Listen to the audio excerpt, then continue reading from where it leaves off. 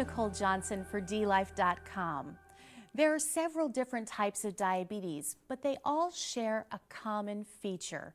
People with diabetes can't regulate blood glucose or blood sugar properly.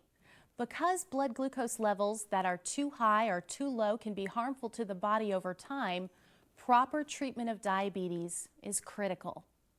There are three main types of diabetes: type 1, type 2, and gestational.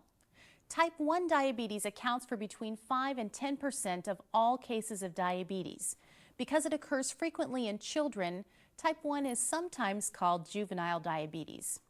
People who have type 1 diabetes must inject or pump insulin to live because their pancreas no longer secretes insulin, the hormone that helps to regulate blood glucose levels. Type 2 diabetes is the most predominant form of the disease. It occurs most often in late adulthood, although younger people can also develop it. People with type 2 are insulin resistant. That means their cells don't process insulin properly, resulting in high blood glucose levels. Over time, the pancreas of a person with type 2 diabetes can also lose the ability to produce sufficient amounts of insulin. A combination of diet, exercise, and medication can help control type 2 diabetes. Some people with type 2 diabetes also take insulin to manage their blood sugar.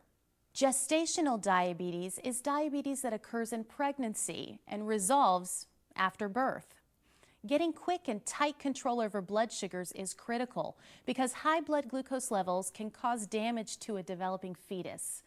Gestational diabetes can be treated with diet, exercise, and sometimes insulin. Women who develop gestational diabetes during their pregnancy are more likely to develop type 2 diabetes later in life.